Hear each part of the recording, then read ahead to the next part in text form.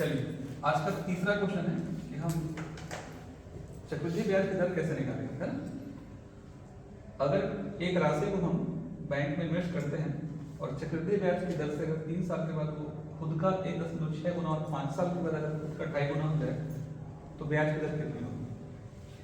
तो आपको time period देखना है दो अमाउंट के बीच में। 3 साल में खुद का अगर 1.6 गुना हो जा रहा है और 5 साल में खुद का अगर 2.5 गुना हो जा रहा है तो ऐसे कंडीशन में क्या होगा, हम यहाँ पर सीधा सीधा उस अमाउंट को रखेंगे 1.6 को और यहाँ इस अमाउंट को रखेंगे 2.5 को। और आपको ये देखना है कि दोनों टाइम पीरियड के बीच में डिफरेंस कितने का है। 3 साल इस अमाउंट को होने में हुआ और 5 साल इस अमाउंट को होने में हुआ। 1.6 गुना होने में 3 साल लगा और 2.5 गुना होने में 5 साल लगा। मतलब इस अमाउंट और इस अमाउंट के बीच में अगर 2 साल का टाइम डिफरेंस है तो मैं इस 30 के बीच में 2 रखूंगा। 2 इनविजिबल होता है, लिखा नहीं जाता है, आपने छोटे क्लास में पढ़ा होगा इस चीज को, है ना। अब चूंकि सॉल्व करेंगे इसे अगर मैं सरल भी करता हूँ तो क्या होगा 1.6 डिवाइडेड बाय 2.5 डेसिमल पर देखा तो डेसिमल हटेगा 69 माइनस करने मिल जाएगा 25। डायरेक्ट डेसिमल पर हटा दीजिए तो हो जाएगा 16 और ये हो जाएगा 25। अब यहाँ से आप समझिए चीज को 16 को मिलाया 4 25 का 5। आरंभ में हमारे पास 4 थी, बाद में बढ़ के 5 हुई। उसका सीधा सा मतलब है कि बढ़ोतरी कितने की हो रही है, 1 की। 4 की राशि बढ़ के 5 हो रही है तो 1 की बढ़ोतरी में किस पे होगी, 4 पे। तो 1 4 का कितना हिस्सा है, 1/4 हिस्सा है।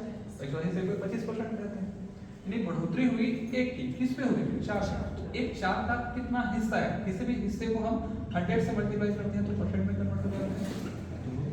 तो ब्याज की दर कितनी थी 25%। तो सवाल तुरंत बनेगा, हर वो सवाल जो इस पैटर्न का हो जहाँ 2 अमाउंट दिया है और बीच में आपको दर निकालने की बात करेगा तो उस अमाउंट को हम मिश्रधन को, अमाउंट को मतलब यहाँ मिश्रधन या उस धन को, धन और मिश्रधन भी हो सकता है, रख करके टाइम डिफरेंस को यहाँ लेंगे और उसके बाद में सॉल्व कर देंगे। एक एग्जाम्पल और, है ना। जैसे मान लीजिए फॉर एग्जाम्पल के तौर कोई एक राशि हम इन्वेस्ट करते हैं चक्रवृद्धि ब्याज की दर से, तो 3 वर्षों बाद खुद का वो क्या हो जाता है 8 गुना हो जाता है।